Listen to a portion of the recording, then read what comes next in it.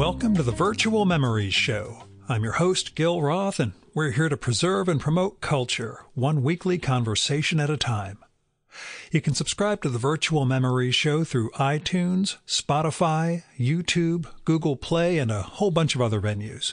Just visit our sites, chimeraobscura.com/VM or vmspod.com to find more information, along with our RSS feed. And follow the show on Twitter and Instagram at VMSPod. Well, those rough times I mentioned last week have stayed kind of rough. I had a maybe 2-day respite from the just debilitating pain in my neck and shoulder over the weekend. But a flare-up on Monday left me wiped out, as I've been throughout this whole thing for, almost a month now. I woke up in guardedly better shape today, but I also thought yesterday was going to be good. So, anyway, after last week's x-rays, which I think was heading out to when I did the intro for that one, my doctor saw the results, called and told me to stop all exercise without explaining what he saw in the films. So I assume I'm basically one quick movement away from paralysis at this point. As you can imagine, not exercising at all, except for like going out and walking 2 or 3 miles a day. It's driving me insane.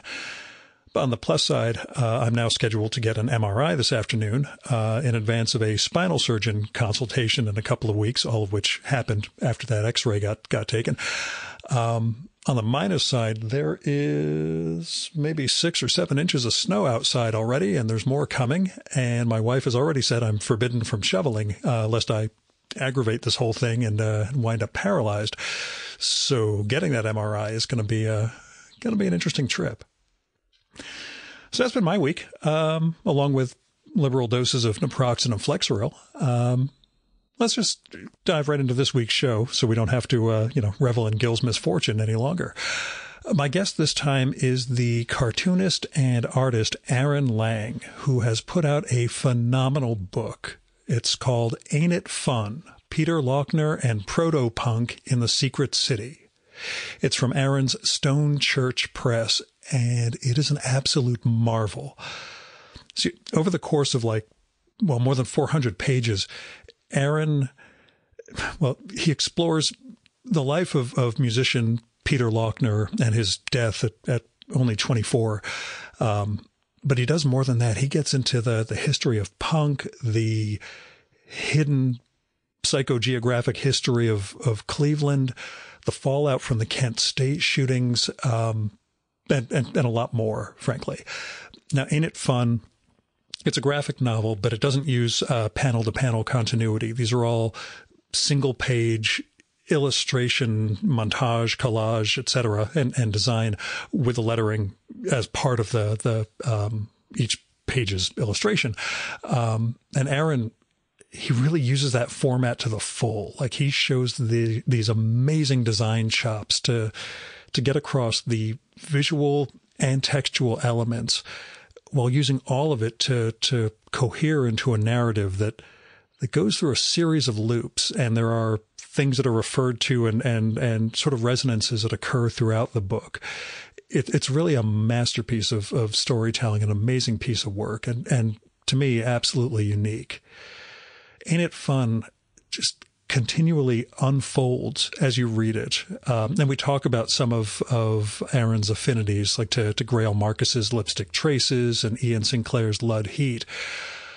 And this book really takes us to the, I'll say, the limits of knowability, if you get me, and not just about his main subject, Peter Lochner, but the worlds in which we each live and all the history that kind of lies beneath our notice.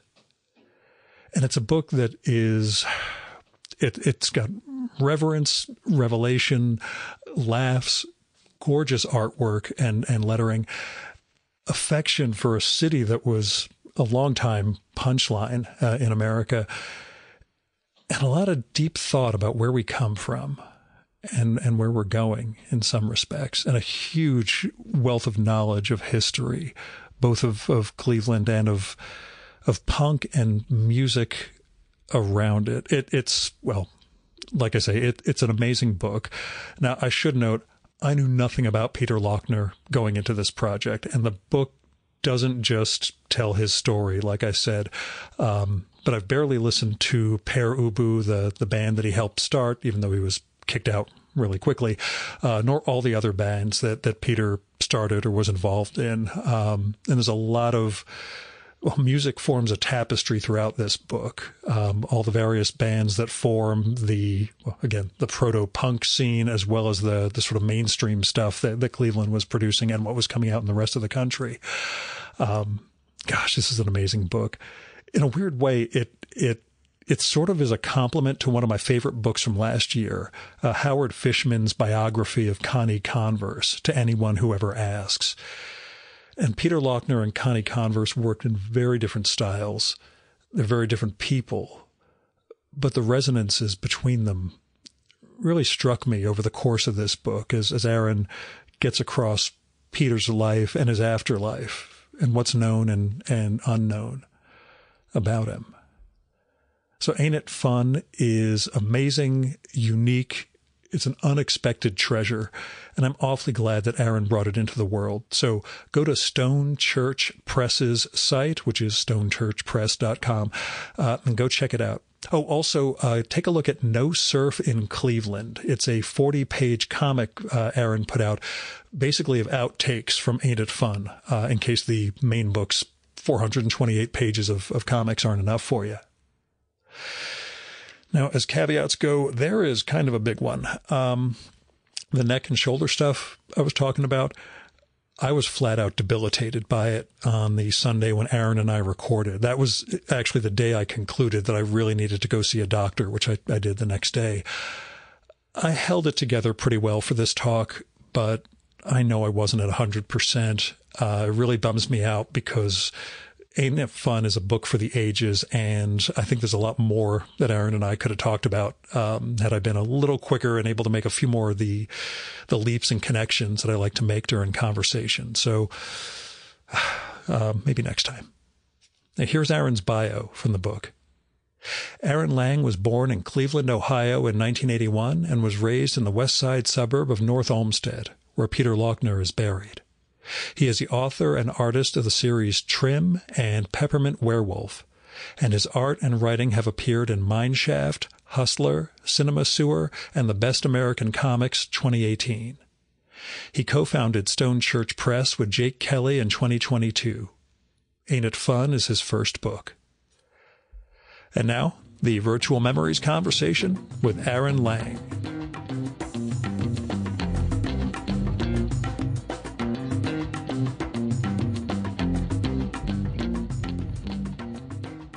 So how on earth did this book start?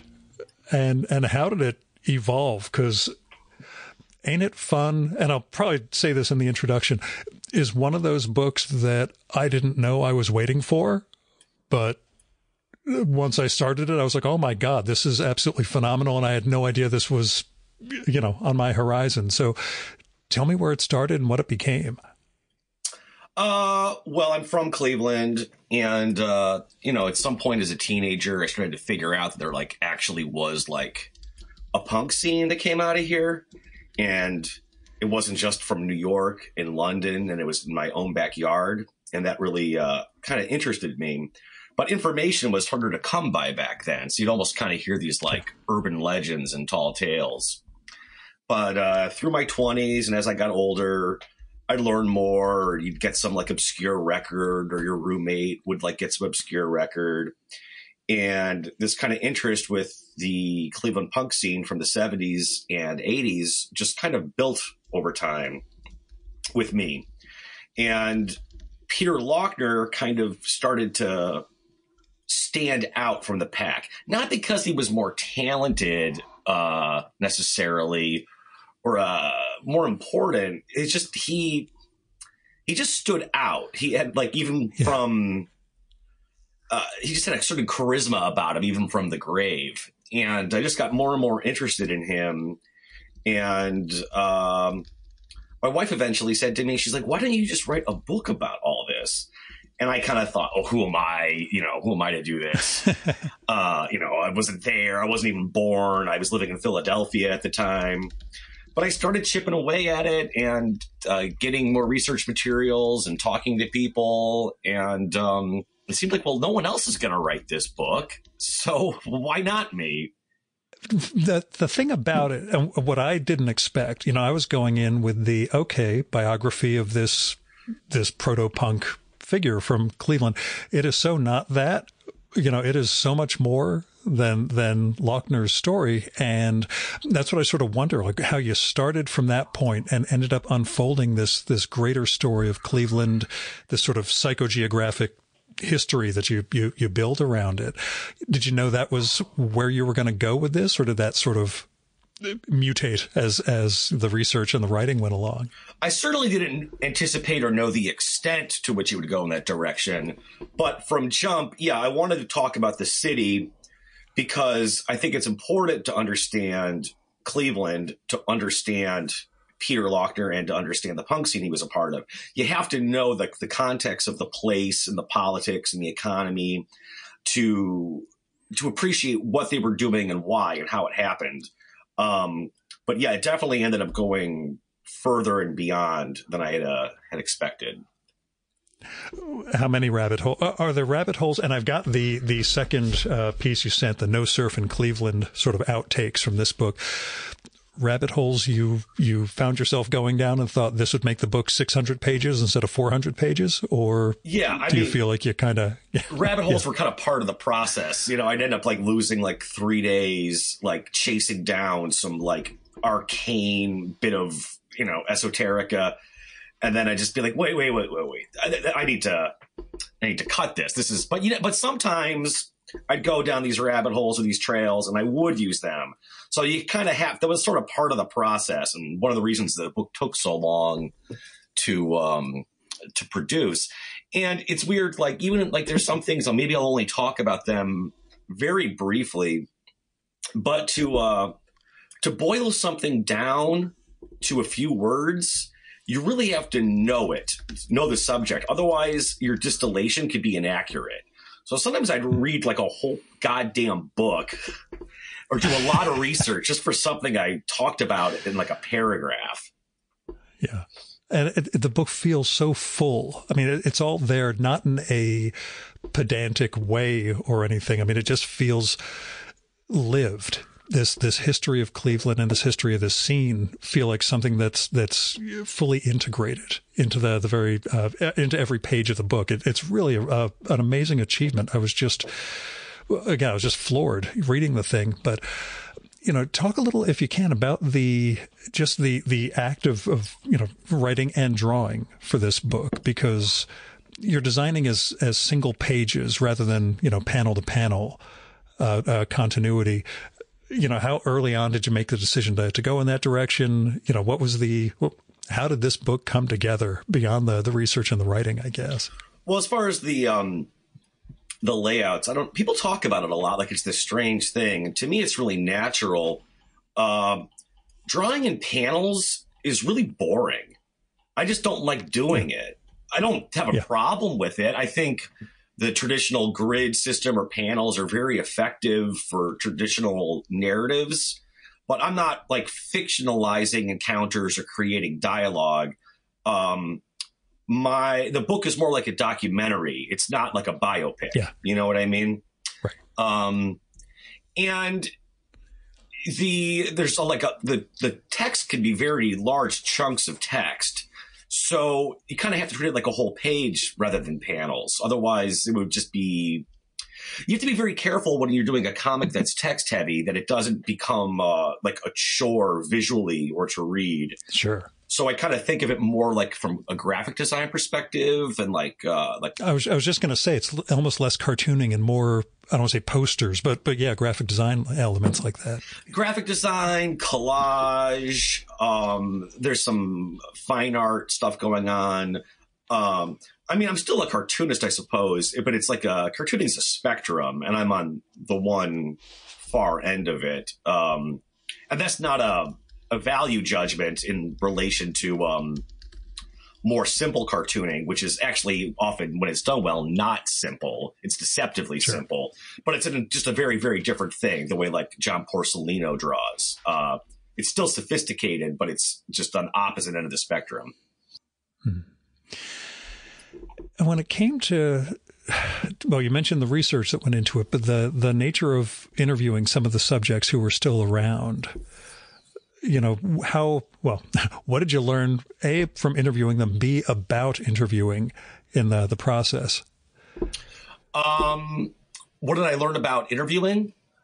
Yeah. As somebody who's done this 600 times now, I'm still trying to figure it out. Sure. Yeah. Well, some people, everyone kind of has their own style, and, you know, some people I interviewed over email, some people over like Facebook Messenger, some people over the phone. In the case of Dave E. from the Electric Eels, it was like slow motion via snail mail. So you kind of figure out how people want to talk. And some people, they're super enthusiastic. They want to talk. And then you sit down to do it and they kind of clam up, or they have nothing to say. And then other people seem like hesitant, or like, you don't want to talk to me. You know, oh, what do I know? I don't really remember that much. And then you get them going and it's gold. Yeah. But personally, I like email or messenger interviews, just because the way people type or write is very different than the way they speak. So it's just a lot more easy to pull quotes, and it just has a little more of a literary sound. I get you. That's part of my doing these remotely. I'm usually just writing little notes for when people say something that's going to become a quote for the piece itself. But yeah, it's in person. Things are very different. You know, you're trying to keep that visual sign of your attention and interest. And it's a lot more difficult to sort of chronicle it in the process. Thankfully, everything gets recorded, but yeah, it's a very different vibe doing it that way.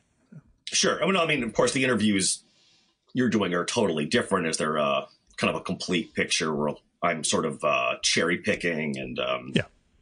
But still, I'm always looking for a good quote to run with the piece. So, you know, that's of course, yeah, all part of the shebang. But yeah, who did you, besides Peter Lochner, of course, who do you wish you had a chance to talk to when you were putting this together? Well, I mean, that's dead. Well, yeah, either dead or just didn't get to this person and really wish they could have been a contributor, or somebody who said no. So. Sure. Well, I wish I could have talked to Tim Wright, who was often referred to as Peter's best friend. Tim died before I'd even considered thinking about doing this book.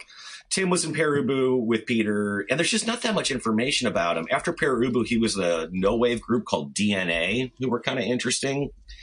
And Tim just seems like a really eccentric guy that was like into weird stuff, like psychedelics, and he was interested in trepanation.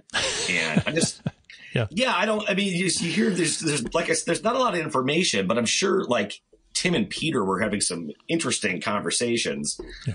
I had every intention of talking to Mike Hudson from the Pagans, but I was putting it off because I was working on part 1 of the book, which is like before the Pagans. And I was like, I'll worry about Mike when I get further along, because Mike will be more like part 3. But he died. Mm-hmm. So I didn't get a chance. He died while I was working on the earlier part of the book. And then there's David Thomas, the front man, the leader of Perubu, who I didn't even try to talk to because kind of 2 reasons.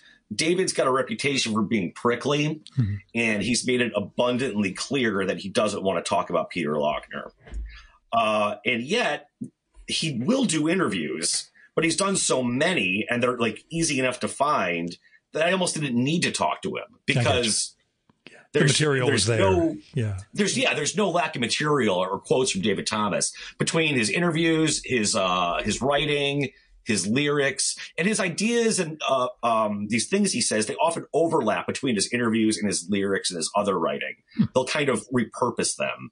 So, David's a very fascinating guy. Yeah. But what was it like for you, though? Just, immersing yourself in this, that sense of being a chronicler of an era in which you weren't around to participate.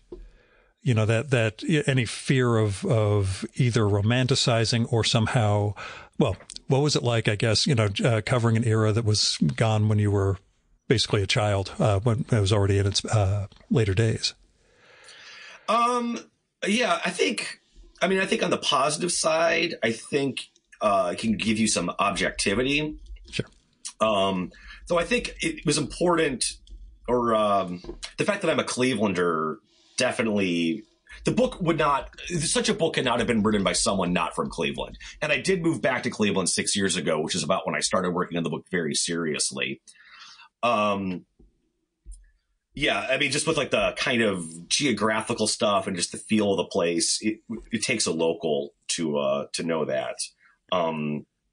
But as far as the things happening before I was alive, I mean, some people could say, well, who is this guy to write it or say it? Well, it's like for the people that were there, well, what's stopping you? Yeah, they had if you want to write it, yeah, go right ahead. Be my guest. I'd love to see it. But how'd the book change? And how long did it take you? I guess first you mentioned starting more seriously about 6 years ago. Yeah, I mean, I worked on it on and off because I would take freelance jobs or, this and that. But I worked on it. But there were chunks where I was working on it hardcore. But it was like, 6 years, 7 years. Mm-hmm. How did it change from your initial vision? Well, it ended up being much longer. I figure. Yeah, I remember like Googling, like, what's the minimum length for a graphic novel? And it was like 80 pages. I was like, I can put together 80 pages. Probably managed to do that. Yeah. Yeah. Yeah. I remember I was working on I was like, well, let me just kind of set this up, in like part one. Let me just talk about like the origins of the city and everything. And I was like, that'll be, I'll just do that real fast. And then it ended up being like, over 100 pages right there. Yeah. Was there a sense? I mean, you've got stuff you've edited out, but the sense that everything needed to be there. Like I say, I feel like this book is complete, and you managed something pretty monumental with it. Were there moments of, gosh, I can't believe I'm going in this deep, basically? Well, the first draft was real messy, and I was like including kind of everything but the kitchen sink, and I kind of was able to get a clearer look at it and was like, all right, let me just like cut everything that doesn't come back, and everything I put in later. I was like, let me reintroduce it earlier and set it up. And I was like, let me just do some editing and get this tightened up. And that editing process ended up taking, maybe a year and a half. Yeah. So there was like times during that period where I was just like, kind of like, am I just diddling around? Like, should I, like, what am I doing? But, of course I was absolutely right to make those edits. And of course, editing a comic is a lot different than editing a manuscript. You can't just go into a Word document and, I was like getting out an X-Acto knife and cutting out pieces of the art and adding new stuff. And, the lesson learned there is to not start a project like this in the future until I have a finished script. Well, yeah, but for your first graphic novel, you had lessons to learn, but I had wondered about that. I sure did. Yeah, exactly what you were saying in terms of the seeding and the sort of going back and setting things up is part of what makes the whole thing so resonant for me. I mean, everything seems to be of a piece. It fits together in really interesting ways, or it's in a term of threads that all come together into this amazing tapestry that you do. And, putting in Peter's fate early on, basically, even having his death first mentioned at the end of part one and still, kind of recurring and telling the story through different ways is, you do a great job with it. Which got me to wonder, who your sort of writing influences were, not the cartooning side yet, but did you have writers or prose models that you were looking at in terms of how to build this? A big influence I think starting out, my influences were music writers like Grail Marcus. I was going to go with Lipstick Traces. That was my number one pick, but go on. Yeah. Lipstick Traces. I read that when I was 19 or 20, and that had a huge impact on me. The way he kind of contextualized the punk movement alongside other earlier artistic movements like the Situationists and the Dadaists. And that blew my mind when I was a young man. That was definitely an influence. And then I read Dino by Nick Tosches, which is an incredible book. And I don't really have any interest in Dean Martin. And what's interesting is I don't think Nick Tosches did either. But he uses Dean Martin as this kind of device to talk about the immigrant experience and show business and just these larger themes. And it's just a great book. So early on, those were kind of my influences. And then I read Ludd Heat by Ian Sinclair. I was just going to say Sinclair, too. I'm so glad we're on the same wavelength here. Yeah. So a lot of people have compared my book to Alan Moore's From Hell. That's the next line of my notes here. Alan Moore's From Hell chapter with a big question mark. Yeah. Which, I mean, I can see why they do. But I really was not influenced by From Hell. Mm-hmm. But Alan Moore was influenced by Ludd Heat. Right. So Alan and I were both influenced by the same text. So I kind of went like past or earlier than Alan Moore for my influence. I think those are probably the major influences that you can pinpoint concretely.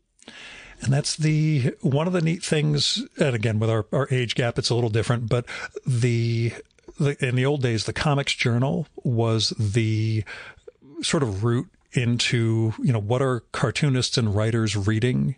And you'd sort of get an idea what the things were that were inspiring them. In Moore's case, things were much more out in the open when he would do all the footnotes and everything for From Hell and talk about, the writers, et cetera, he was influenced by. But yeah, there's that sense of finding, I'd say finding not common threads, but, those elements that resonate for us and seeing how they resonate for other writers and artists. It does raise a question. It is the most obscure comic in the world, and I've only found one other person who's read it besides me. Have you read Bible John by Grant Morrison? No, never heard of it. Yeah. Okay. I'm inclined to believe it's a Borges thing where I have imagined it and it might actually become real because I've thought of it. But mid-90s, psychogeographic exploration around a serial killer in Scotland. And, painted artwork done in Crisis Magazine. Paul Rainey is the only other person who has heard of this. He sent me a Dropbox link because he actually had the pages and scanned everything for me. And I can't find where I downloaded them, and his Dropbox link no longer works. So again, this is all in the mystical things that keep disappearing that don't prove that something actually existed. But it's another piece that, had elements that echoed some of what you were getting at, especially in the torso killer section of Ain't It Fun?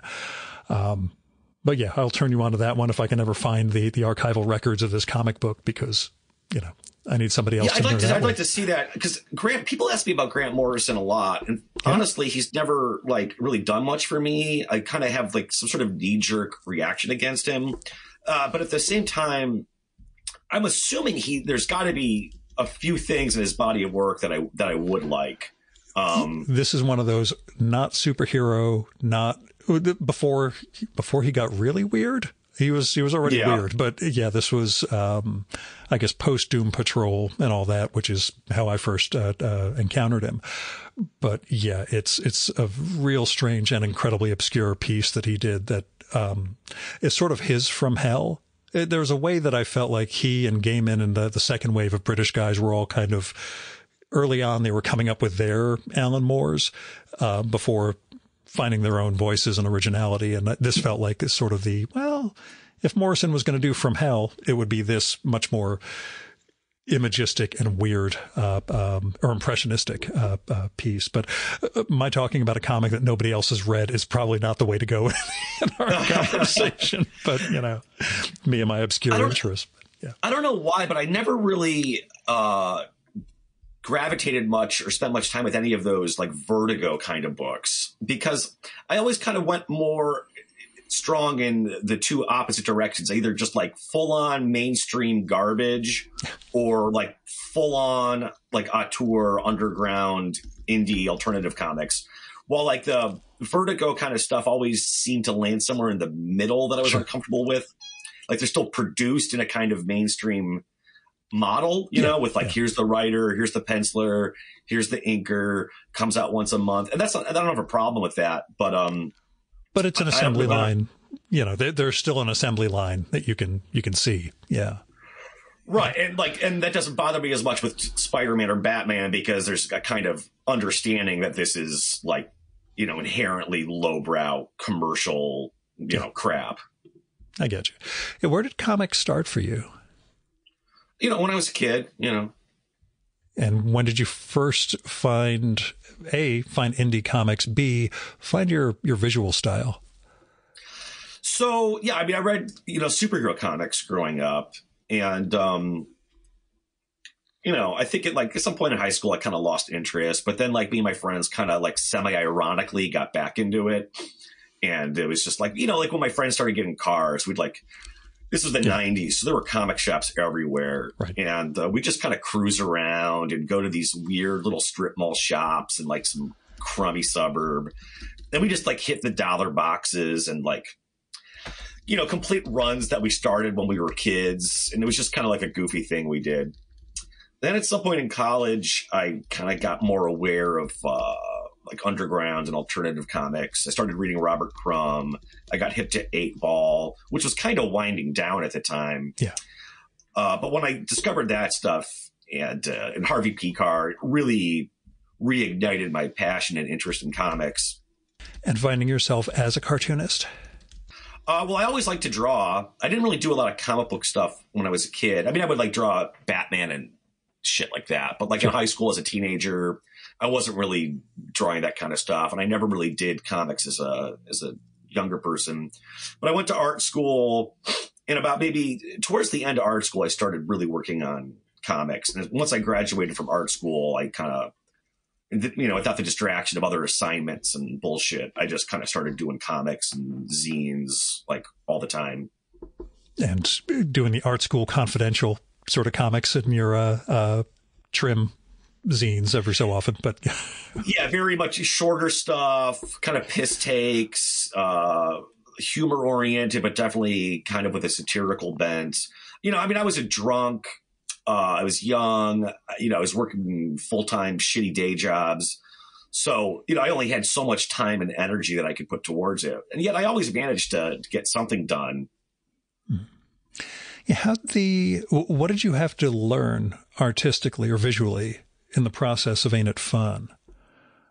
You know, because I was looking back at some of the old zines and how worked they are. And those are smaller panels and there's a different thing that you're trying to do. But anyway, go on. Yeah.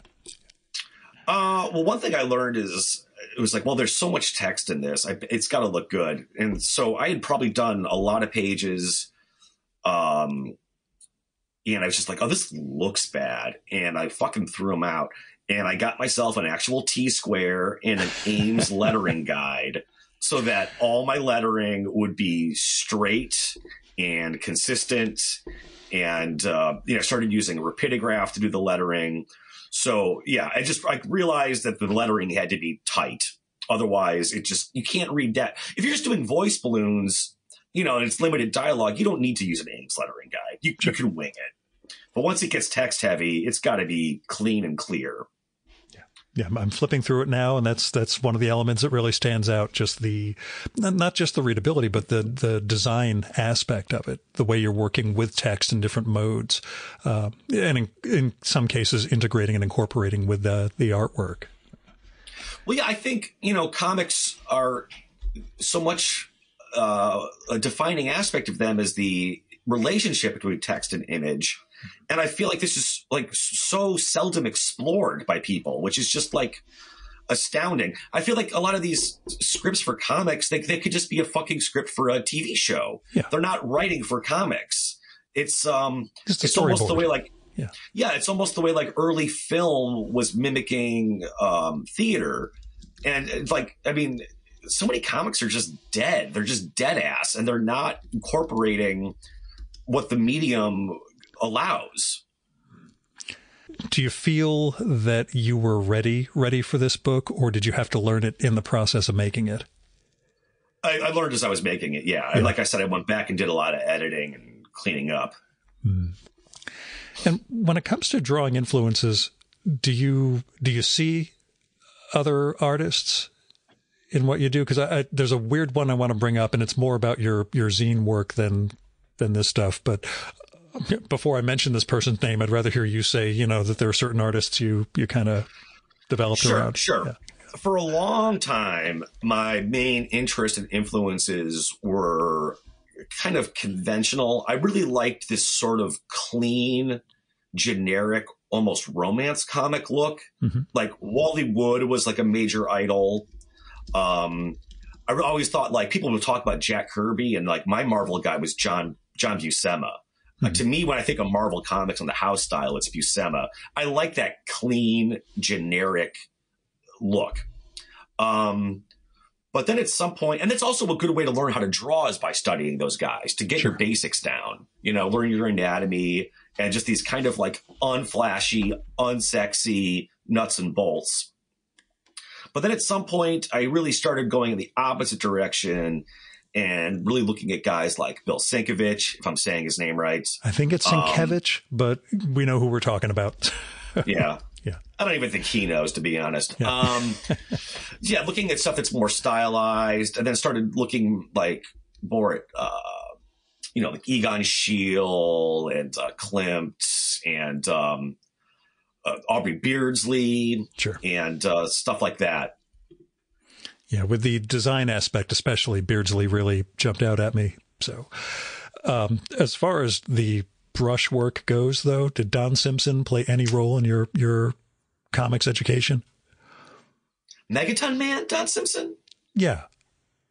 No, not at all. I was just thinking with the more porn aspects of your stuff, the lushness of it just reminded me of some of his hair, especially. But okay. I like his Wendy Whitebread comic. Yeah. No, he wasn't really. No, he was never an influence. I only bring this up because Megaton Man was literally the first non-Marvel or DC comic I ever bought when I was like 12 years old. So anyway. Yeah, for me, it was probably more like Evan Dorkin's Milk and Cheese was like when I first started reading like non-superhero stuff. Because like Milk and Cheese, like they talked about that in Wizard magazine. You could actually get it at like the shitty comic shops in Ohio. While like some of the more outre stuff I just wasn't even aware of it. Right. But a big influence on the earlier porno stuff was Rick Altergott. But that was more in the kind of the pacing and the setup of like the punchlines. Hmm. Makes sense. And it's always neat seeing the stuff we sort of glom onto early on, and in your case, seeing how you've, we'll say, transcended, evolved, developed, however you want to frame it, to find your own voice and your own style for a book like this. It's incredible. So, tell me about your Cleveland. Like, when did the city begin to resonate for you in this way? When did you start to look deeper into where you lived? Well, as a kid, I thought everywhere was like Cleveland. I thought every city had these industrial slums, and I just thought this is what the world was like. And I left Cleveland when I was 18 to go to art school down in Columbus, which is only 2 hours away. But I was gone. I was down there for a while, and then I was in Philadelphia for like 11 years. And I think just being away from Cleveland made me kind of see how it is unique and different.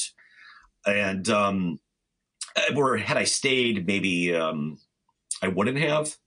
Yeah.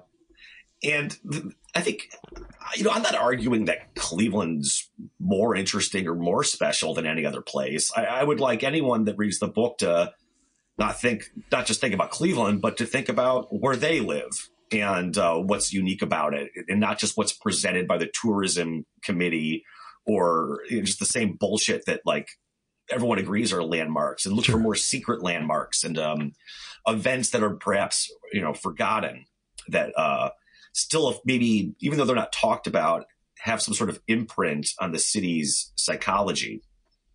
Yeah, can you talk about that a bit? Because it's one of the key elements of the book to me is we'll say mystic focus when it comes to the history of the city and some of the design of it, the nature of what it is as a city, but also the gravity place and the equinoctial design of it all.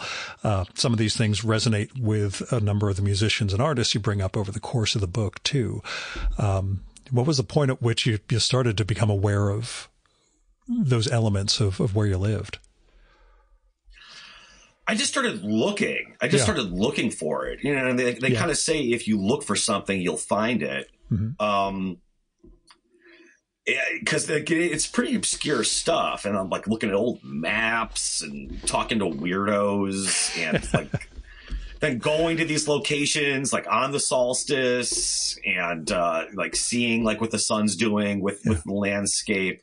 And I want to be clear that I'm not like presenting some sort of Da Vinci Code conspiracy theory. No, but it's an underlying. Oh, sorry, go on. Yeah. I don't think the city's builders or these city planners were like occultists doing some black magic. They were neoclassicism was the prevailing mode of thinking at the time. So some of these kind of pagan and creepy things were kind of decorative. Yeah. And yet they did go the extra mile, and like they are functional things that you could do a pagan ceremony at if you were so inclined. So the Zodiac Circle by the Art Museum, which lines up with the solstices and the equinox. One year I went for each one, for each season, and there was nobody else there observing it. Zero. It's just like nobody knows about it. Which, of course makes it cooler to me. If there were if there were hippies doing a drum circle there, I'd probably be like, I don't want to fucking talk about this. Yeah. This is old hat. This is passé. Yeah. Yeah, it felt like it was mine, Mm-hmm. Yeah, it's, again, that sort of secret history vibe. Like I say, it resonates with Grail Marcus and a number of other things we share when it comes to neat reading. Can you talk a little about lately on Instagram, you've been doing photos of brutalism in Cleveland, which very different vibe, but what parts of the city really jump out at you now in your latest phase in the city? Yeah. So, I like to go downtown and walk around, and one day I was down there and I was around the Justice Center complex, which does show up in the book. And that's it's where the jail is, and the police headquarters, and it's a whole kind of brutalist complex. And I was just like, I'll take some pictures of this. And I was like, maybe I'll go over to Cleveland State University. That's a lot of brutalist stuff there. And I thought like, okay, I'll just take photographs of all the brutalist stuff in the area. Well, it turned out there's a lot more than I thought, because there's like lists you can find online, or even just like Wikipedia, and it'll say, these places, but it says the major ones, and it like doesn't talk about the smaller ones or the more obscure ones. And I was like, well, this stuff has not been cataloged, and some of it's being torn down or remodeled to the point where it's like barely even a glimmer of its former self. So yeah, I've been just trying to find all of it, which I think I've like successfully done. There's still a few things on my list I need to get to, but I'm just about done with that survey. And some of the stuff isn't really fully brutalist. It's more kind of like brutalist adjacent, but defining brutalism is no simple task. I mean, no one's going to agree. I read recently that brutalism was a movement without a manifesto.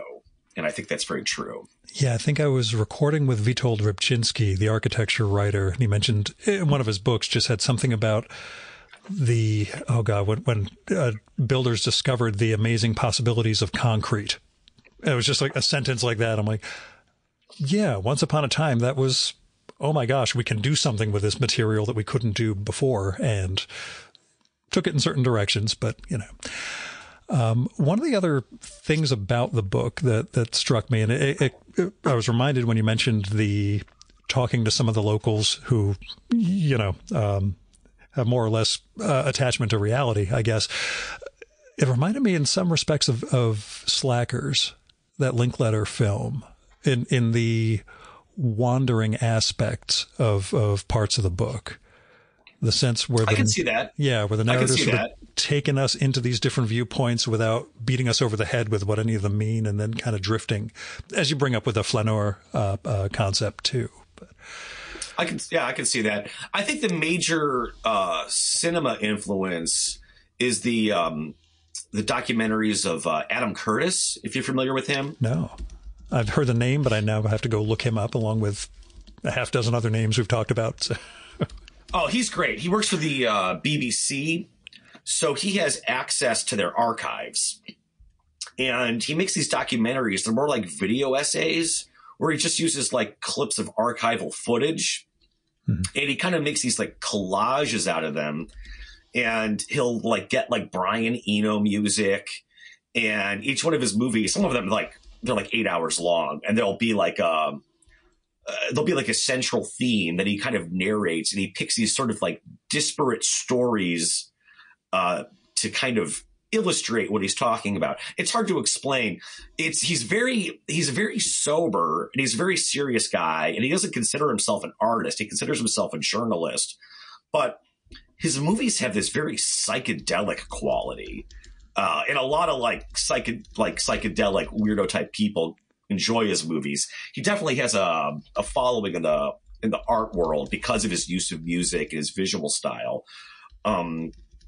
Absolutely. Check out his movie. What is it fucking called? Hypernormalization. I'm looking at it on IMDb right now, which is the one upshot of doing these remotely, is that I can look at stuff online. So yeah, I've got that open up.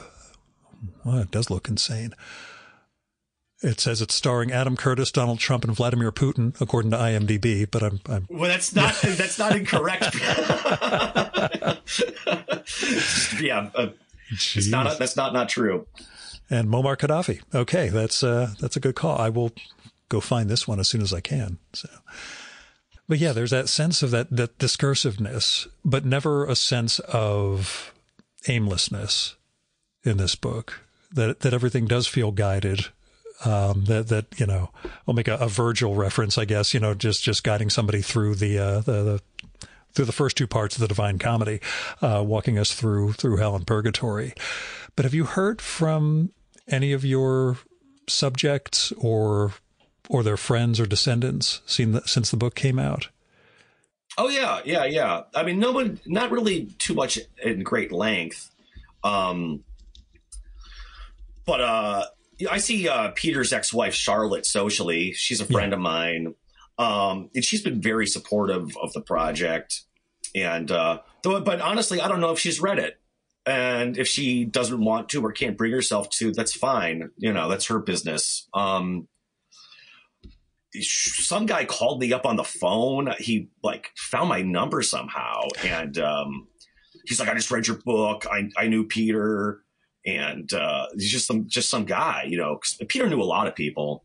So yeah, some people have come out of the woodwork and hit me up, and they're like, "Oh, I wish you would have talked to me." And I'm just like, "Well, you know, I didn't make it a secret that I was working on this for 6 years. What are you going to do?" Do you feel you know Peter better? Do you feel you know him as a person? Or go on.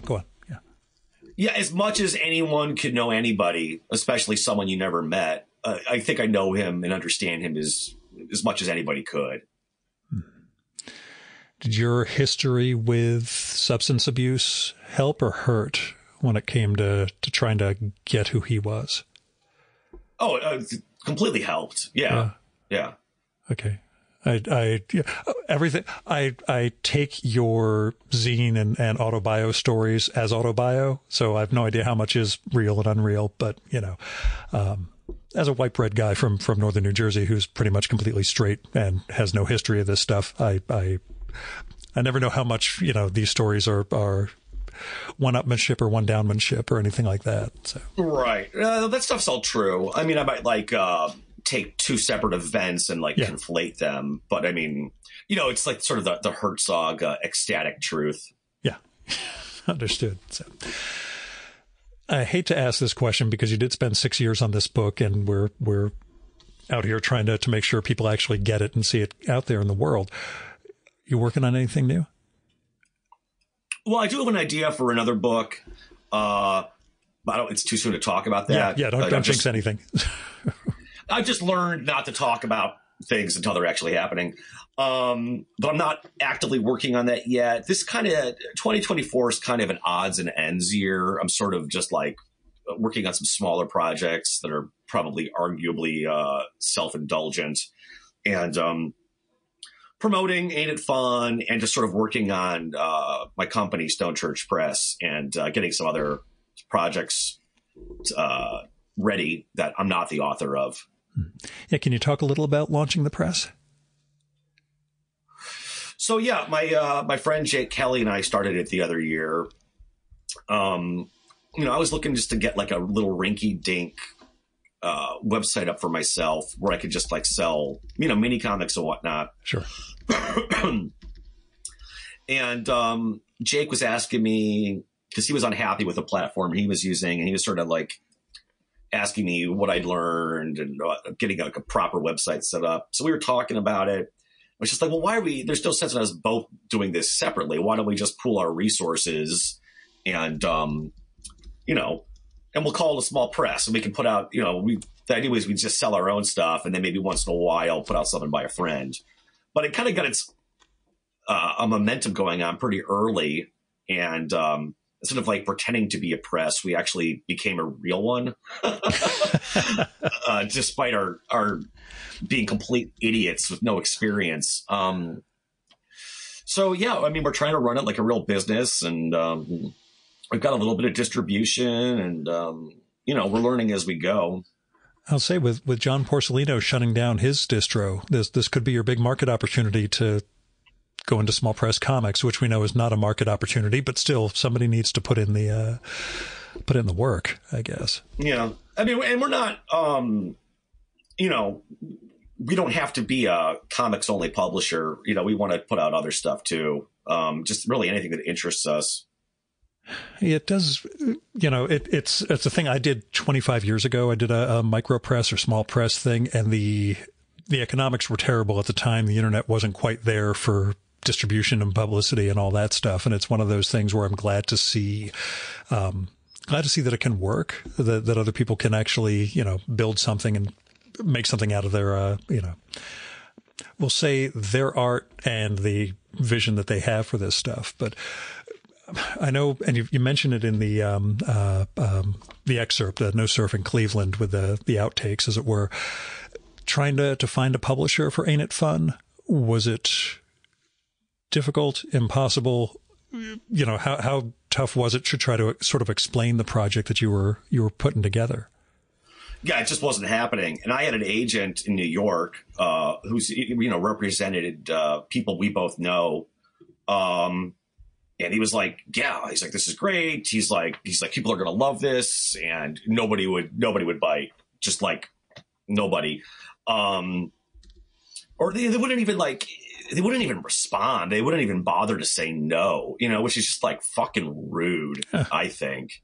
Like no one's obligated to publish my eccentric book, but I think I'm owed the courtesy of a no thank you. And I could have found a smaller publisher, but at that point, I was a smaller publisher. Yeah.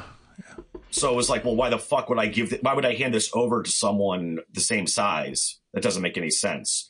So, Jake and I did it ourselves. And, it was very, very stressful, like dealing with just like getting offset print run. I was going to say all the the actual printing the first time, and quality control and everything is right.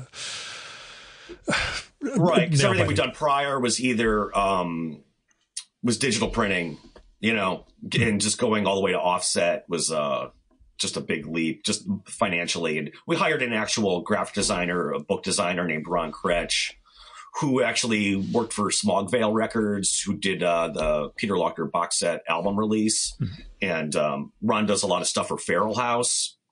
And he's here in Cleveland. So it's like, well, why wouldn't we get Ron? Yeah, nice. Favorite person to draw in the book? Oh, John Morden. Well, he's just got this very expressive face, just very, very strong features. And then, tattoos running down the side of it, and choppy hair. And And he's also just so quotable. I mean, everything John says is quotable. As somebody who only took up drawing like 2 or 3 years ago and discovered that the only person I could draw with any accuracy was Tom Carvel, the ice cream guy, I marvel over the range that you show in the course of the book in terms of, how many people you're able to bring to life, even without, captioning some of them. It's clear who you're getting at. So. Yeah, some people are easier to draw than others. Peter is actually kind of hard to draw. There's something elusive about his appearance, like especially his nose. Yeah. Like sometimes it looks like very big and other times it doesn't. And I ended up finding like this like little like gossipy news item in one of the free weeklies that Charlotte, his wife, like smashed his face in with like her glam rock platform shoe and like sent him to the hospital. And I can't help but wonder if like there was a change in his appearance after that. Before like and if after pictures. Yeah. yeah. Like if his nose like took on a different shape because he got it busted. Yeah. And I imagine there wasn't a ton of photo reference as opposed to nowadays when we're all taking selfies all the goddamn time. There's actually quite a few photos of him. I mean, he was like good friends with the local photographer named Anastasia Pancios. I'm probably saying her name wrong. And people just took photos like they do now. They weren't necessarily published, but like, things would show up on Facebook or they just show up in weird places or like in old fanzines. Mm-hmm. So I definitely had enough to work with. But he's just a guy who, again, it sounds like his elusiveness is exactly what drew you in to begin with. Yeah. There was something to explore that hadn't been done to death. Yeah. Did you dig his music particularly? Yeah. Okay. Yeah, I like Peter's music. I get the appreciation for his role in the scene and everything else. It's music that I just never got exposed to because I was a suburban nerd in the 70s. So yeah, I wasn't sure how deeply it hit you. Oh yeah, Pere Ubu's great. Yeah. I mean, they're just an endlessly fascinating band, and they have such a gigantic discography after Peter Lauchter that is just huge. And I still haven't heard everything, and I've got a lot of their stuff.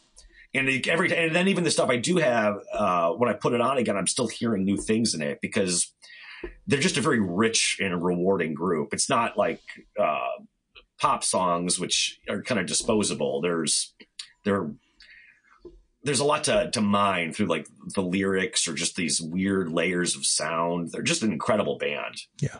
Yeah. I'd wondered, I knew of them, have heard them over the years. I've got some of them in my iTunes library from different people I've merged libraries with, but, trying to figure out, when I was reading the book, I'm like, how long was he involved? And then realized, they kicked him out after a short period of time and then went on to continue producing the music that ended up in my world. So yeah, he's just on the first 2 singles. That's it. And there's live recordings. Yeah. That's also what's neat about it. That's sort of, we'll say, discography aspect of the book, where these things happen, how they took place, and, what some of the fallout was, as you document so well. So yeah, heck of a book. I'm like I said, still processing, everything that was going on in it between the life story and then the overarching, not just the city, but the times and everything you're capturing here. I'm floored. I've already foisted the book off on about a half dozen friends of mine and past guests who I feel would dig it based on our past conversations and things that they've written about or talked about. So if you see a sudden surge in sales, that's me, nudging people left, right, and center. Good, because like the comic world, I feel like still doesn't even know about it. Like the reaction to the book's been good and sales have been good, but it's been more from like music people. Sure. And just not from like I've never had much luck with the comic world though. They're not buying what I'm selling. Yeah. How much of that is I don't want to say related to not having had a full book before this, not being a comics guy in terms of, having regular stuff out, or is it just my world, I've got aficionados, but, not a full-size comics audience. I can only speculate. Don't get me wrong. There's interesting stuff being done and very experimental and personal stuff being done, which you could find, for example, on through Domino, the distributor. Sure. They do a lot of interesting stuff. It's not necessarily always to my taste, but it's genuine. But I feel like the alternative comics world, the indie comics world that's established has taken a hard turn into the middle brow.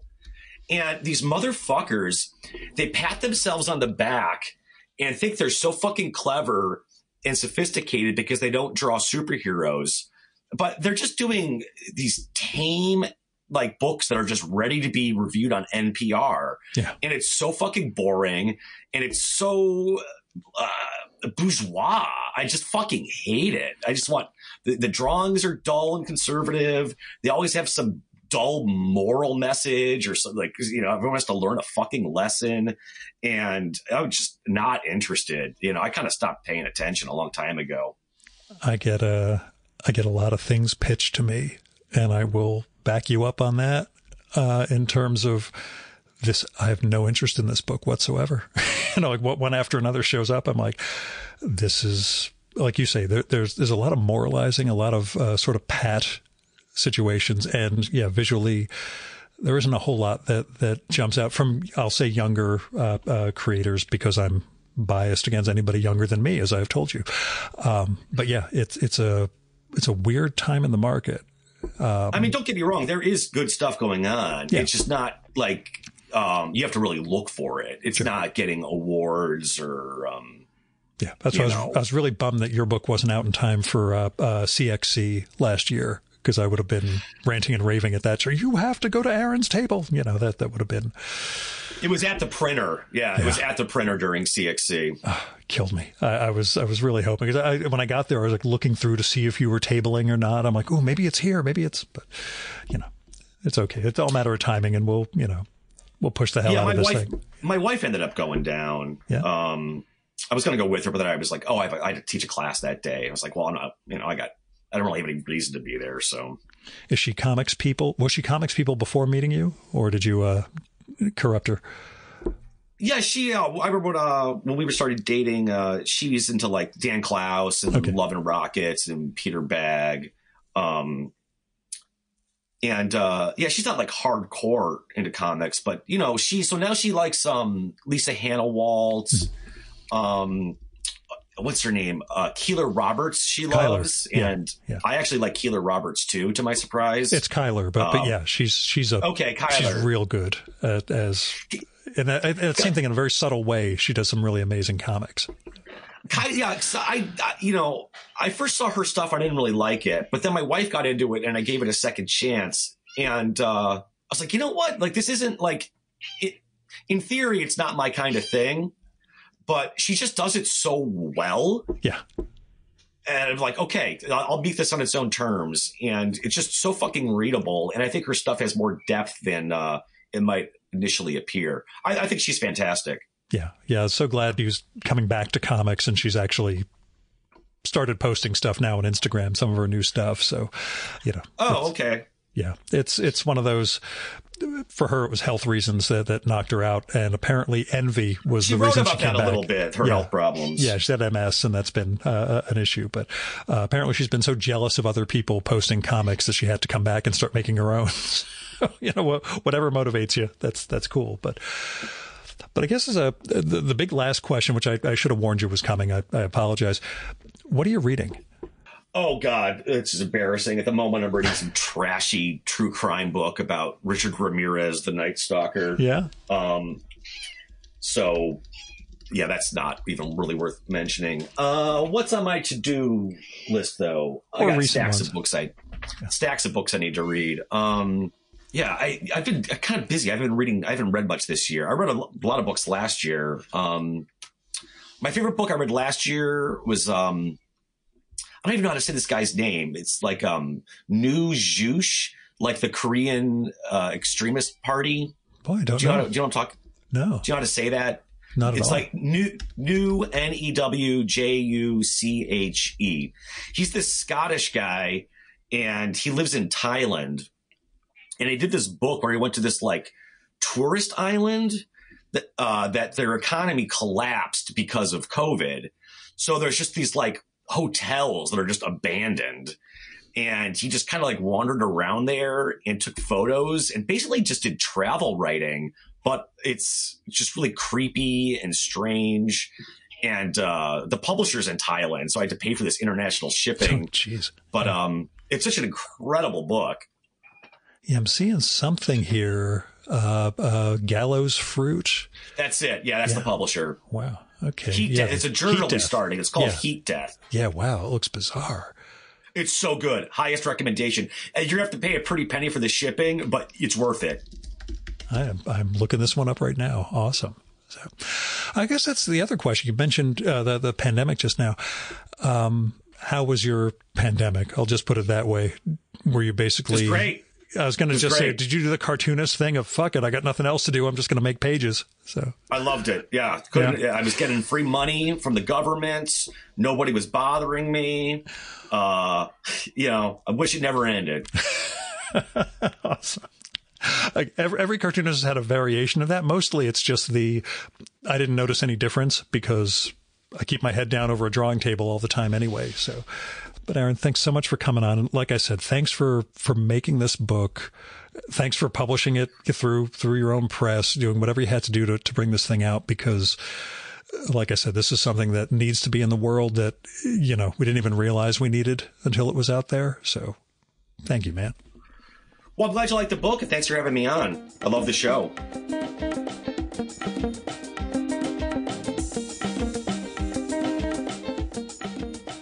And that was Aaron Lange. Go get his new book, Ain't It Fun? Peter Lochner and Proto-Punk in the Secret City. I hope I got across even a little bit of what a special book this is and why you need to go check it out. Aaron has accomplished something amazing with Ain't It Fun, and I really hope it gets a wide audience. Now, Aaron published it through his small press, as we talked about, Stone Church Press, and you can find that at stonechurchpress.com, all one word. They did a really great job with the production, right down to the French flaps. It's a really top-end book. Well, anyway, you can check out some of the other comics and the books at Stone Church Press through their site. You can also support the press via patreon.com/stonechurchpress. And you should check out Aaron's Instagram feed, which is Aaron Lange Comics, all one word. And comics ends with an X instead of a CS, just like some of his comics. He posts really good stuff there, including that exploration of brutalism in Cleveland. Anyway, I'm really glad I got to sit down with Aaron, even though we had to do this one remotely. And I'm awfully glad that Ain't It Fun is out in the world. Now, you can support the Virtual Memories show by telling other people about it. Let them know there's this podcast that comes out every week with really interesting conversations with fascinating culture-making people, even when the host is debilitated by a bony growth around his C5 and C6. Don't tell anybody about that. You can also help out the show by telling me what you like and don't like about it and who you'd like to hear me record with, or what movie or TV show or book or piece of music or comic or theater or art exhibition or whatever you think I should turn listeners on to. You can do that by sending me an email. It's groth18@gmail.com, through postcards, letters. You can leave a message on my Google Voice number, too, which is 973-869-9659. That goes directly to voicemail, so you don't have to worry about getting stuck in an awkward conversation with me. And messages can be up to 3 minutes long. So if you go longer than that, you'll get cut off. Just call back, leave a second message. And let me know if it'd be okay to include your message in an upcoming episode of the show. You might have something interesting to share with listeners, but I'd never run something like that without the speaker's permission. So, let me know. And if you got money to spare, don't give it to me. I mean, I appreciate it. And it's always nice when people either send money through Patreon or PayPal or the subscription through my email. If you do that, make sure you check one time and not monthly. Somebody gave me $100 and then it tried charging him that every month, which is a nightmare. But don't give me the money, really. Give it to people in need. My job treats me just fine. I can cover all the expenses for the show pretty easily. You can find people in need through GoFundMe, Patreon, Kickstarter, Crowdfunder, Indiegogo, and other crowdfunding platforms like that. And you'll find people who need help making rent or medical payments, veterinary bills, car payments. A lot of people get stuck in circumstances that they're really stuck from paycheck to paycheck, or like a lot of the artists I record with, everything's freelance and they're waiting on payment. So you can help those people out. You can help them get an artistic project off the ground. There's a lot you can do with your money to help them. Now, when it comes to institutions, I give to my local food bank, donate to the Poor People's Campaign occasionally, freedom funds, election funds. But, I'm a lobbyist, so I'm donating to election funds for different reasons than other people do. But there are a lot of things you can do to use your money to try to help build a better world. So, I hope you will. Our music for this episode is Fella by Hal Mayforth, used with permission from the artist. You should visit my archives to check out my episode with Hal from the summer of 2018 and learn more about his art and painting. And you can listen to his music at soundcloud.com/Mayforth. And that's MAY4TH. And that's it for this week's episode of the Virtual Memories Show. Thanks so much for listening. We'll be back next week with another great conversation. You can subscribe to the Virtual Memories Show and download past episodes at the iTunes Store. You can also find all our episodes and get on our email list at either of our websites, vmspod.com or chimeraobscura.com/VM. You can also follow the Virtual Memories Show on Twitter and Instagram at VMSPod, at virtualmemoriespodcast.tumblr.com, and on YouTube, Spotify, and TuneIn.com by searching for Virtual Memories Show. And if you like this podcast, please tell your pals, talk it up on social media, and go to iTunes, look up the Virtual Memories Show, and leave a rating and maybe a review for us. It all goes to helping us build a bigger audience. You've been listening to the Virtual Memories Show. I'm your host, Gil Roth. Keep reading, keep making art, and keep the conversation going.